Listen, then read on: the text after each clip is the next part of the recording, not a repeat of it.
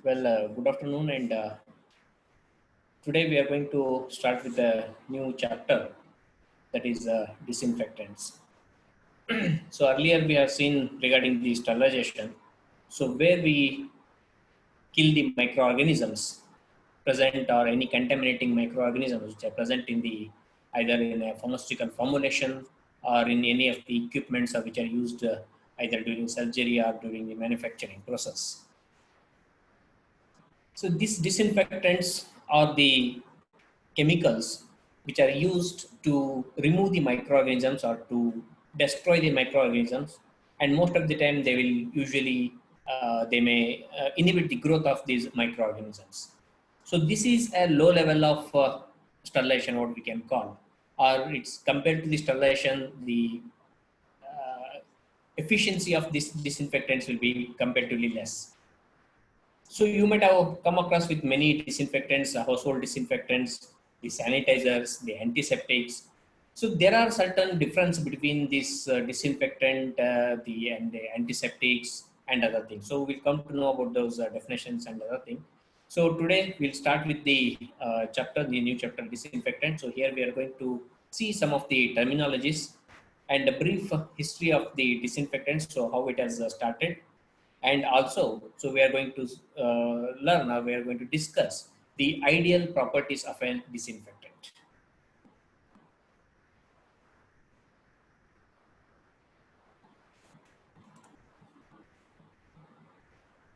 So concept of disinfection and sterilization. So sterilization we have already seen, but still we'll just, it is just a recap. So disinfection, so these disinfectants, they can kill the pathogenic microorganisms but may not kill the bacterial spores and non-pathogenic microorganisms. So this is the major difference between a sterilization and a disinfection. So in the disinfection we give more emphasis for the pathogenic microorganisms, especially the vegetative microorganisms. But these disinfectant, most of the time, they may not be toxic or they may not be lethal to these spores, or sometimes even for the non-pathogenic microorganisms also, they may not be lethal. So these disinfectants, so at a standard concentration, so the disinfectant can only kill bacterial vegetative forms and the some of the virus. And sterilization, you know that, so it's a method to kill all microorganisms, including the spores. And the third terminology is the asepsis. So this asepsis is the practice to reduce or eliminate the contaminants, so such as it could be the bacteria, virus, fungi, or any other parasite from entering the operative field in surgery or medicine to prevent the infection. So these are the basic differences. So in the disinfection, we kill the pathogenic microorganisms, but not necessarily the spores and the microorganisms. And whereas in sterilization, we kill all organisms, all microorganisms, and the asepsis means, so it is the reduction or the elimination of the any contaminating or any microorganisms such as bacteria, virus, or fungi, or parasite. So which will enter the operation theater or anything during the surgery or in the during the manufacturing of any formulations to prevent infection or the contamination. The other thing here is the pyrogen and its removal. So these pyrogens, so they are usually the substances. So they could be carbohydrates or proteins or anything. So usually they will be the outer part of the bacteria or some of the fungi or anything. So these pyrogens, they are substances which induce the fever. So once they enter the bloodstream, so they are having the ability to induce the fever. And they can be either internal, so which we call them as the endogenous, or they may be exogenous, that is the external to the body. And exogenous pyrogens, they are usually the toxins and the microorganisms. So even in our body also, inside the body also, some internal pyrogenic substances may be produced. And to remove the pyrogen, the usually the objects will be usually, it requires a dry heat at temperature at 180 degrees centigrade for more than 2 hours, or 250 degrees centigrade for more than 30 minutes. So it requires a very high temperature. Usually these pyrogens are not eliminated, or they are not removed by the moisture sterilization. So for removal of the pyrogens, it requires the dry heat sterilization.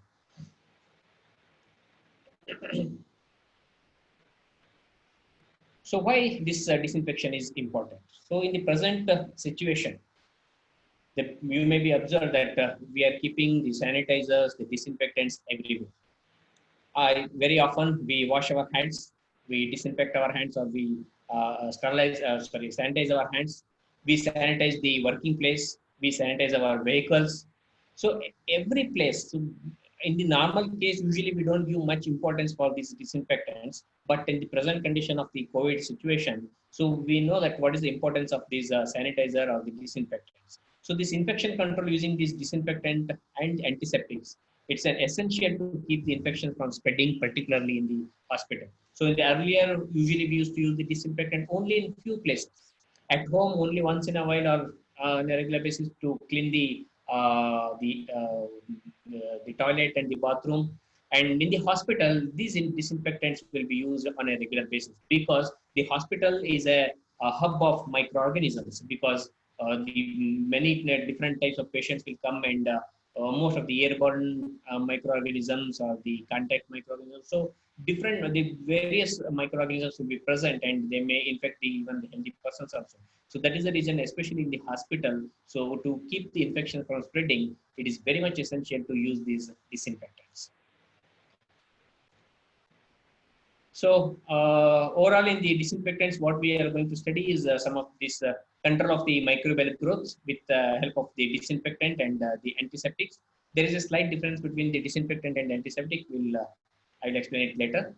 And we are going to see some of the important terminologies which we have already seen, the definition of the disinfection, sterilization, sepsis, antisepsis, okay, and the pyrogens.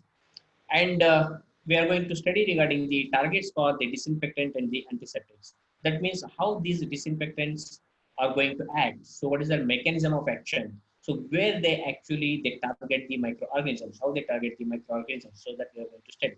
And we also see the microbial death pattern, and chemical methods for controlling the microbial growth. So different types of the chemicals which are used for controlling this growth of these microorganisms, and some physical methods for controlling the microbial growth. So which we have already seen, maybe in terms of the heat sterilization and the radiation sterilization and the filtration.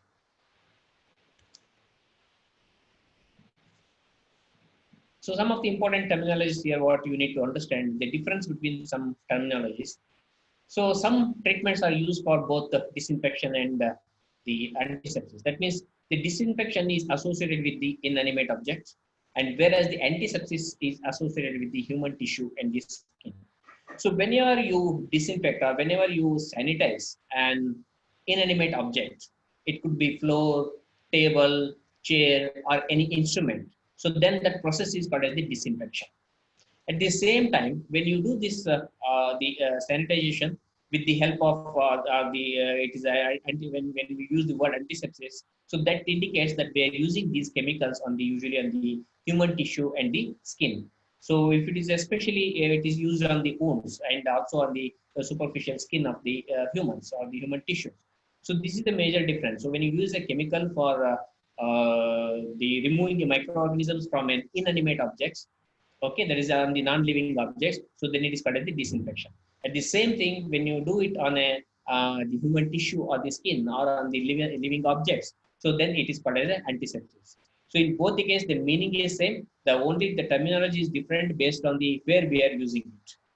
So don't get confused, disinfection and antisepsis. So both are almost same. The difference is disinfection is a word which is used for removing the microorganisms from the inanimate objects, and whereas if the same thing when it is done on the human tissue and the skin, then it is called as the antisepsis. Remember that. So because in the especially in the MCQs, most of the time you may be asked this question. And sterilization, we already know that it is a complete removal of all living microorganisms. And but usually the sterilization, it does not destroy the prions, but it may require some the higher version of that is the dry heat or the higher temperature it may be required for the prions. And aseptic, the meaning of the aseptic condition or the aseptic. So aseptic is an environment or a procedure to make it free from the contamination. Here, the aseptic condition, when we use the word aseptic condition, so in the different places it may be used. It may be in the hospitals, it will be used in the operation theater during the surgery, or even in the pharmaceutical industry. So where we are going to produce some of the parenteral products. In both the cases, we use this particular word aseptic. Aseptic means making an environment or an area, particular area, come free from any contaminating microorganisms. So those organisms may be present in the air, or they may be present on the surface. So when you make the whole area free from microorganisms or free from any contamination of the microorganisms, so then that procedure is called as the aseptic. It's called as the aseptic technique. Aseptic. Sepsis means the infection. So asepsis, that means, so we are going to avoid the contamination from the microorganisms. It could be the area, it could be the apparatus, or anything. And disinfection. So the use of chemical or physical agents to kill or inhibit the growth of the microorganism. So the terminology or the definition is very simple. So when we use a chemical or a physical agent to kill or inhibit the growth of the microorganisms, then we call it as a disinfection. But do you remember, in case of sterilization, the same thing we do to kill the microorganisms, including the spores. But whereas in the disinfection, so we do not target to kill the organisms, we kill the organisms, but otherwise even the inhibition of the growth of the organisms also, it is called as the disinfection. So this could be done by various methods, either by using the heat. Okay, so most of them when we just boil the water, so it could be a disinfection because some of the spores are not killed in that. We use the alcohol for disinfection purpose. We use the ultraviolet radiation, especially for disinfecting the air. And some disinfecting agents, they do not affect these spores. So because it is not a sterilization process, so here we are not targeting the spores. So most of the time we target the vegetative form of the microorganisms. So we target the vegetative bacteria, we target the fungi, we target the parasites, we target the virus. But most of the time the spores are not getting affected by this disinfection process, because spores are very difficult to destroy. So only way to destroy these spores will be by the sterilization process, either by using heat sterilization or the gaseous sterilization or by radiation sterilization.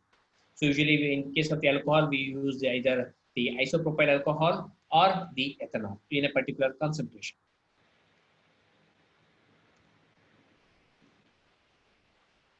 So the chemical which is used on the inanimate object, it is called as a disinfectant. And the same chemical, when it is used on the skin and the tissues, it is called as an antiseptic. So here I have shown the figure of the Dettol. So Dettol can be used for both the purpose. So when you use the Dettol to clean a table or to clean the floor, so then it is called as a disinfectant. At same Dettol, if you are going to wash your hand, or if you are going to clean the wound, okay, then it is called as an antiseptic. So only that chemical of the material, it remains the same. The difference is to where you are going to use it. If it is on an inanimate object, it is called as a disinfectant, and when you use it on a skin, on the tissues, then it is called as a antiseptic. So in the whole this particular chapter, we use the word disinfectant or the disinfection. So whatever the procedure, everything, whatever we learn, so that's the disinfectants. But at the same time, those disinfectants also, they can be used as the antiseptics also. Okay, so when they are used on the skin and the tissues. So that's why the material doesn't change, but only thing is the where we are going to use, based on the term, the word will be used, the disinfectant or the antiseptic. So another, some of the important terminologies are the degerming. So this degerming, it is the removal of the microorganisms from a surface by a mechanical means. So just by cleaning, just by wiping, okay. So then when we remove the microorganisms, some of the not all the microorganisms, some of the microorganisms, then it is called as the degerming. So the removal of the microorganisms from a surface by mechanical means, it is called as the degerming. And sanitization, so it is a disinfection of the places or the things used by the public. So when you use it in the large scale in a public, so for example the disinfecting the public toilets, or the disinfecting the roads or the house, so then that term, that procedure, we call it as the sanitization. So this sanitation is nothing but the disinfection in the larger scale. So when we use it at home for cleaning the table, we call it as a disinfection. The same thing when you do it for the road outside, or for a house or a public toilet, so then we call it as a sanitization. Then it is used to reduce the number of pathogens to meet the accepted public health standards. Remember that. Sanitization does not necessarily remove all the microorganisms. I have told you before also, when you see the advertisement of some of the disinfectants, maybe the Dettol or the Phenol, so they show that it will kill 99.9% of the microorganisms. So it doesn't say that 100%. And even here also, the sanitization, the degerming or the disinfection, it does not necessarily kill or remove all the microorganisms. To some extent, to make the things safer. Okay, so that it will remove the micro, it will just reduce the number of microorganisms. So it is used to reduce the number of pathogens, especially we targeting the pathogens here, pathogenic microorganisms, to meet the accepted public health standards. So it is very difficult to make an open area completely free from the microorganisms.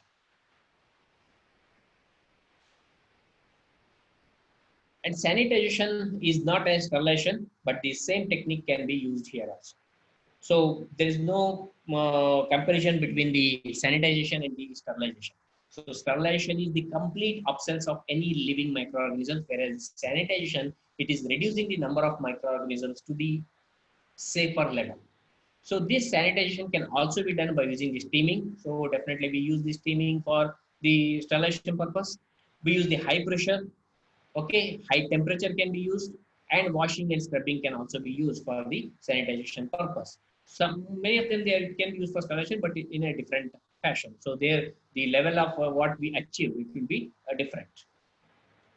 So either by steaming, high pressure, high temperature, and washing and scrubbing, so sanitization can be done here.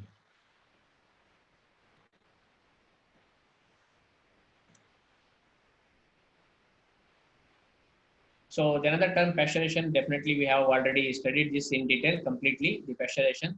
So it is using the heat to kill the pathogenic microorganisms, especially in the milk and other the dairy products. So it does not sterilize, but it is used to reduce the number of pathogenic organisms. So when we pasteurize the milk, so definitely it will not kill all the microorganisms present in that one, but definitely it will reduce the number of organisms present in that milk and make it safe for the consumption.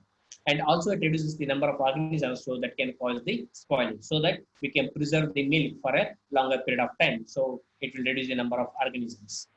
That bioburden will be reduced in case of the pasteurization. And another two important terms, that is one is the static. Static. So most of the time you might have heard the word bacteriostatic, fungistatic. So when we use the word static, so when it any word it comes with the suffix of static, so it is an agent so that inhibits the growth of the microorganisms. So any chemical, so which controls or which will stop the growth of the organisms by inhibiting its metabolic activity. So such things are called as the static. That means, for example, bacteriostatic. So when we use the word bacteriostatic, for example, here it is given. So it may be chloramphenicol, erythromycin, clindamycin, sulfonamides, trimethoprim, and tetracycline. All of them, they are bacteriostatic in nature. Bacteriostatic means so they do not necessarily, they do not kill the microorganisms. They just, what they do is they inhibit the growth, so they interrupt with their metabolic activity. The growth, further growth and multiplication will be inhibited, but organism is not killed. So then later that organism will be taken care by our immune system. So only thing that it will not allow these chemicals, they do not allow the organism to grow further or to multiply further. But whereas when we use the word cidal, so bactericidal. So when we use the word bactericidal, that means it will kill the bacteria. So agent that kills is called as the cidal. So for example, it could be the aminoglycosides, beta-lactamines, vancomycin, all of them they are antibiotics. So here in both the cases, I given the example of the antibiotics. So chloramphenicol is also an antibiotic, and the rifampin is also an antibiotic. So the way how they work, chloramphenicol it inhibits the growth of the organism, whereas the rifampin it kills the bacteria. The chloramphenicol it inhibits the growth of the bacteria, and the rifampin it will kill the bacteria. So like that. So this is the bacteriostatic and the bactericidal, or virustatic, virucidal, and the fungistatic and fungicidal. So like that. So when we use the word static, so that indicate that that chemical is having the ability to inhibit the growth of microorganisms by interfering with the metabolic activity. And whereas the same thing, when it is used in the word cidal, So it will kill the either a bacteria, virus, or a fungi, whatever it is. So coming to the definition of the disinfectants. So these disinfectants, they are the substances so that are applied to non-living objects to destroy the microorganisms that are living on that particular object. So they are the substances which are applied on the non-living objects to destroy the microorganisms that are living on the objects. So here the same thing, if you just change the word the living object, then it becomes the antiseptic. And this disinfectant does not necessarily kill all microorganisms, and especially the non-resistant bacterial spores. So they are not affected by these disinfectants. So it is less effective than the sterilization. So in the sterilization, we kill all, including the spores. But here, usually in the disinfectants, we destroy or we kill only the pathogenic vegetative form of the organisms, microorganisms.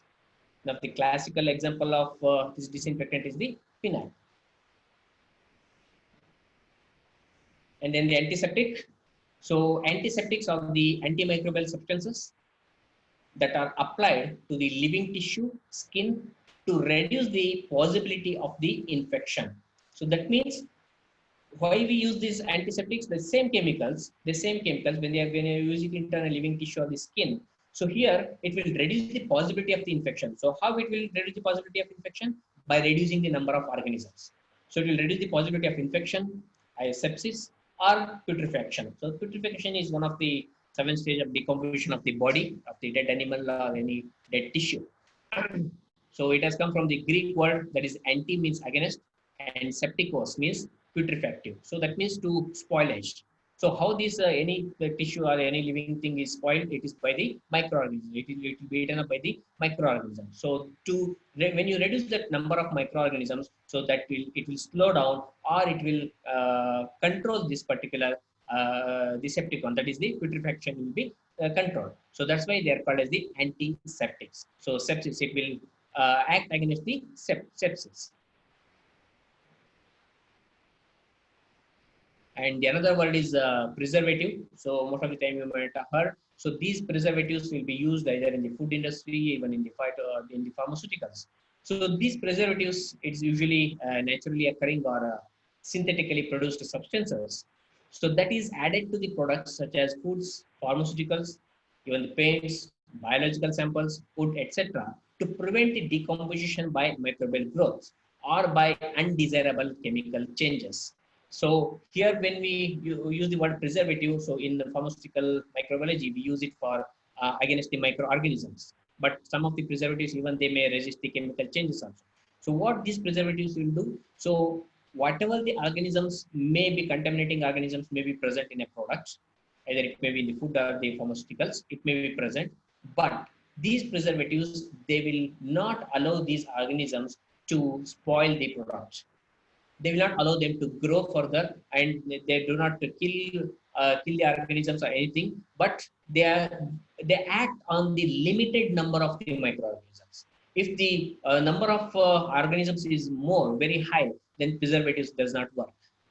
So that is the reason. So when we use the eye drops have been they come with the instruction that the two important instruction. One is do not touch the tip of the dropper, which will increase the contamination level by the hand. And second one is it has to be used just before 1 month after opening the content.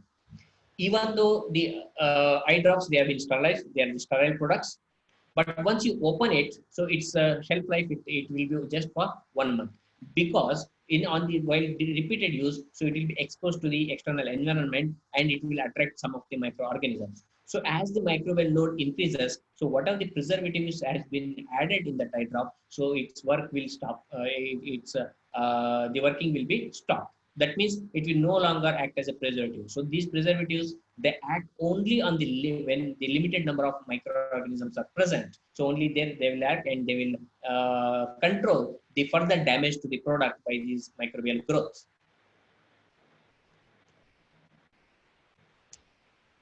So these disinfectants are the substances so which are applied to the non-living object to destroy the microorganisms that are living on that object, and it is less effective than sterilization. And the disinfectants are different from the other antimicrobial agents such as the antibiotics. So these antibiotics, they destroy the microorganisms inside the body.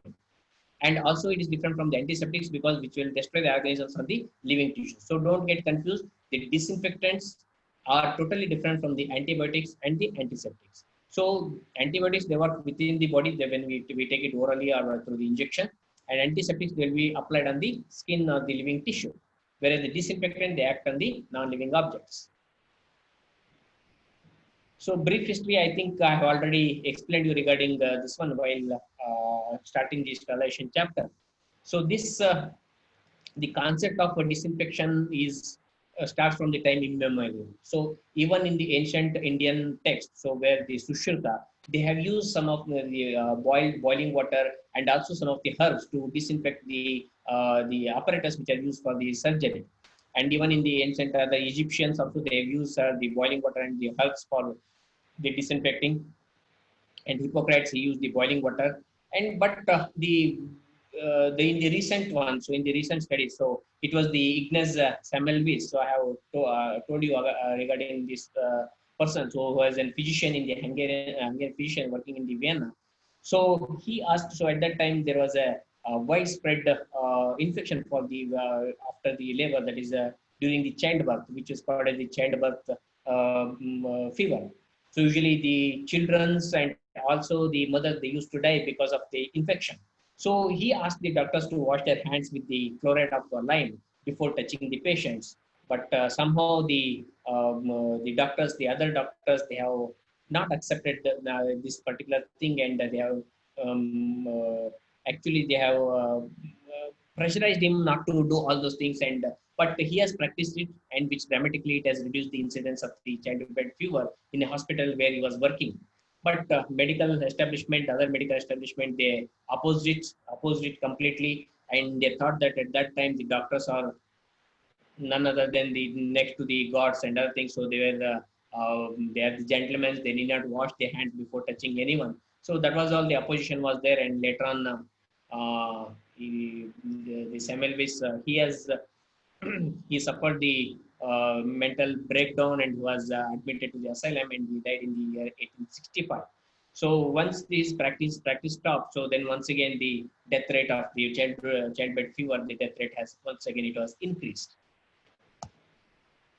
And even the some one of the Scottish naval surgeon, the Alexander Gordon, and an American physician, so Oliver Wendell Holmes, they made the similar observations. Then they proposed the similar remedies. But it was the Joseph Lister who realized that the death from the operations mostly occurred from the infection and contracted during the operation, such as a result of the unclean practice. So Joseph Lister, he observed that during the surgery, because of the infection, so the people are dying not because of the, it is not because of the surgery. And then Joseph Lister, he started using the carbolic acid, that is the phenol. Now today we call it as a phenol. And this carbolic acid was used during the operations to maintain the aseptic conditions with the significant improvement. So the death rate has reduced because of use of this phenol during the surgery.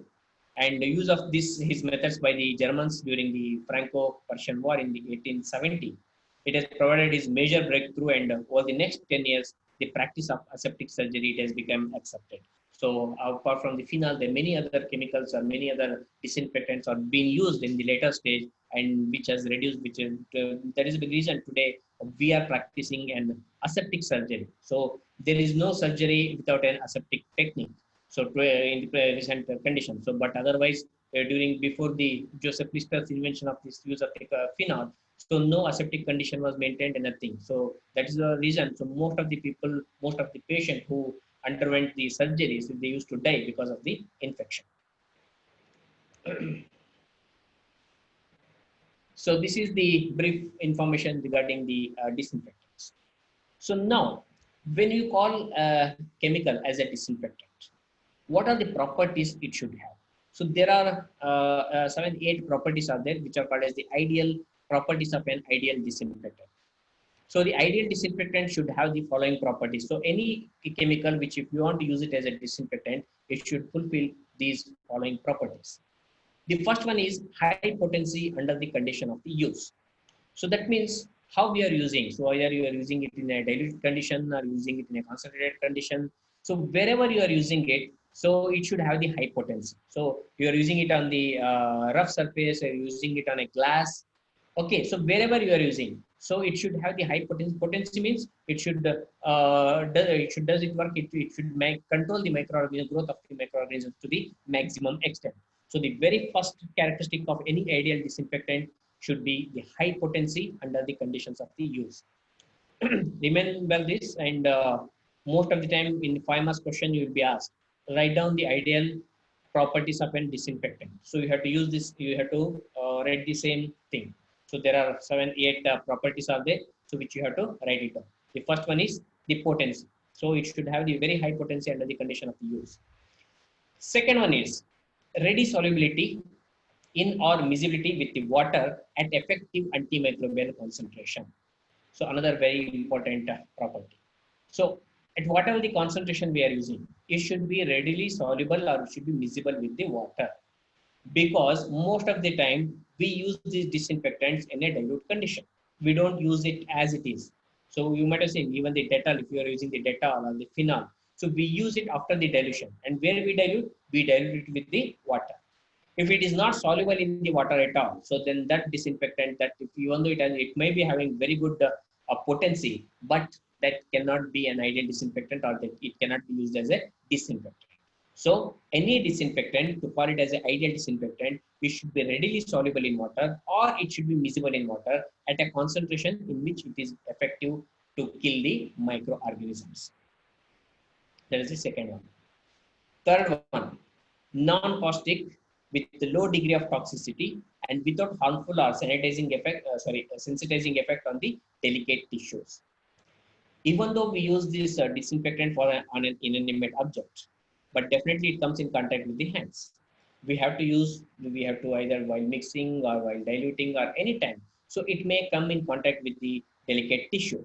So it should not have any caustic effect. The caustic effect should not be there, and it should have a very low level of degree of toxicity, and it should not show any harmful sensitizing effects on the delicate tissue. That means it should be as much as possible safer to the living tissues, because most of the disinfectants even they are used on the skin and the tissue.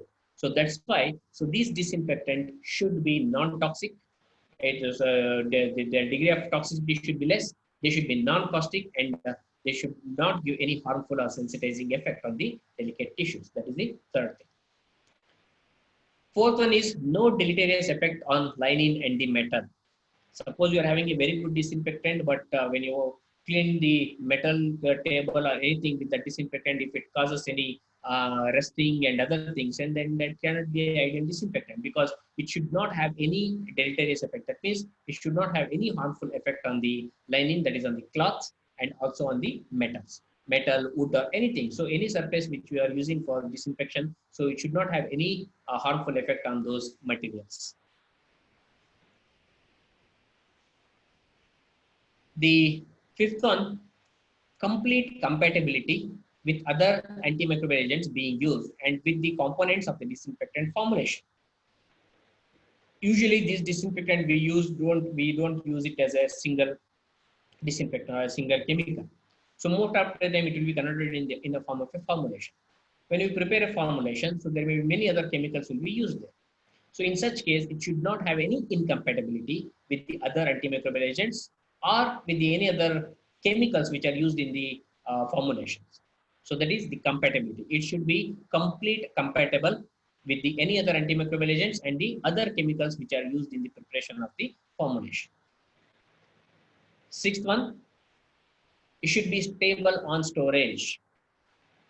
So often long-term stability or a wide range of temperature may be required, because this disinfectant we don't use in a one particular temperature or in the atmospheric pressure. So we may use the disinfectant here in Bangalore, we may use it in Shimla, we may use it in Rajasthan. So where the temperature variation may be a lot.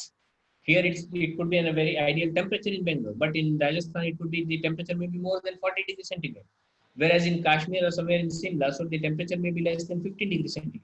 So in any this vast range of temperatures, so it should be stable when you store it, because we cannot purchase 5 ml or 10 ml of the disinfectant and every often.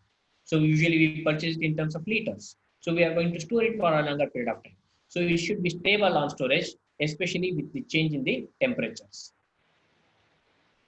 You should not lose its potency during the storage. And the seventh is it should be cheap, means comparatively economical. So you cannot afford to have a very high cost if you per liter if it's costing around 10,000 or 20,000 rupees. So nobody uses that disinfectant because nowadays the disinfectants are essential. It is an essential commodity. In the present condition, it's an essential commodity. So it should be reasonably cheap or it should be economical. And lastly, especially it comes for the oral disinfectants, it should not have any offensive odor, taste, or the color. Suppose you are using the disinfectant for cleaning the home, and that disinfectant, it could be a very good disinfectant. It would kill all the microorganisms. It's a very effective or potent disinfectant. But if it has got very bad odor or a foul smell, does anybody use it at that time? No one will use it at all. So that is the reason. So it should not have any offensive odor, and especially for the oral disinfectant, it should not have any offensive taste or the and the color. So these are the 8 ideal properties of the disinfectant. First one is the potency, solubility, non-caustic, no deleterious effect, and compatible. It should be completely compatible, stability, economical, and no offensive odor or the taste. So now tell me, can anyone tell me ideal disinfectant? So which is the ideal disinfectant? People might have used many disinfectants. Can anyone tell any one disinfectant which you may feel it as ideal disinfectant?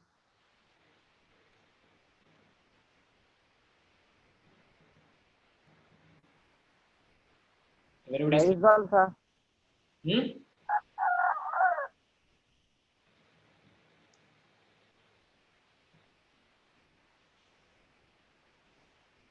Anyone?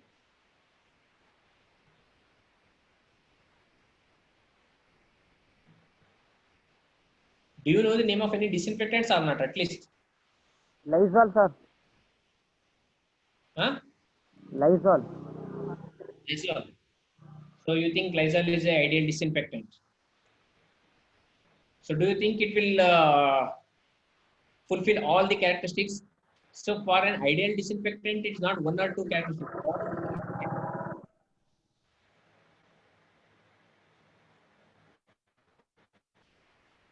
Lysol solubility problem. That's why it is being prepared with the smooth solution. Hmm. Now at least tell me some of the name of. Ideal disinfectants, the ones when the death of bacteria is 99, more than 99%. No, it is not the question of how much microorganisms it kills. Here in this one, it has come in the first thing, that is the potency. Okay, it should be able to kill the organisms, but only if it kills the organism and it has got many other problems, the other characteristics, then it is not called as the ideal disinfectant. Any ideal disinfectant means it should fulfill all these 8 characters. You understood?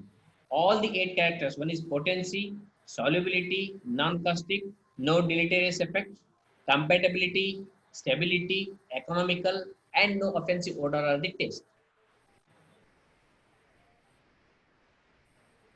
Okay, sir. At least, can somebody tell me some few names, few disinfectants? Dettol, Common use: Dettol, Savlon, Dettol, Savlon. Savlon, Then Lysol we have, sir. Lysol. Then So I don't know whether Harpic comes as a disinfectant or not, sir. yes, it's also disinfectant. Definitely disinfectant. Uh, Phenyl, sir. Any local phenyl is also a Yes, disinfectant. phenyl, definitely. So now we have seen the ideal characteristics of the disinfectants. The only problem is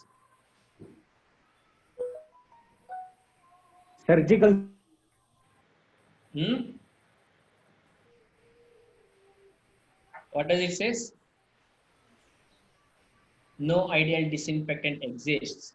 Till now, we do not have any ideal disinfectant, because any disinfectant, whichever the disinfectant we use, it will not fulfill all the characteristics, all the 8 characteristics. So that is the reason at presently we do not have any ideal disinfectant. Then what about phenol? We use phenol as a standard. Even though today in the present condition we have much better disinfectant than the phenol. There are many disinfectants which are more effective or more efficient than the phenol, but still for the comparison we use the phenol, because this phenol is the first disinfectant which has been used by the Joseph Lister. So that is the reason. So even today, if you discover, if you identify any new disinfectant, so how its efficiency will be compared? Its efficiency will be compared with that of the phenol, whether it is better than phenol or it is equal to phenol. So that will be checked. So that's why phenol is used as a standard for evaluating the disinfectants. Anyway, we will learn that during the evaluation of this disinfectant.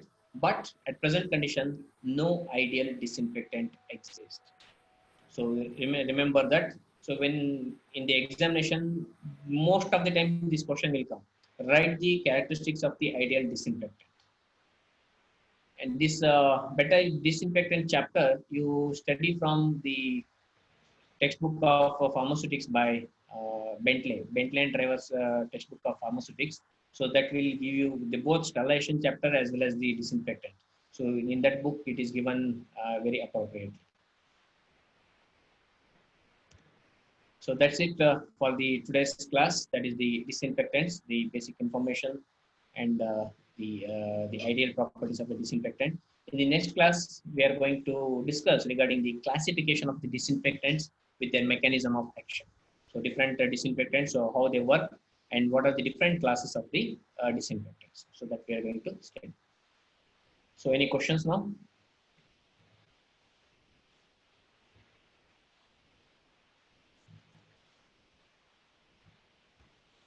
Any questions? No, sir.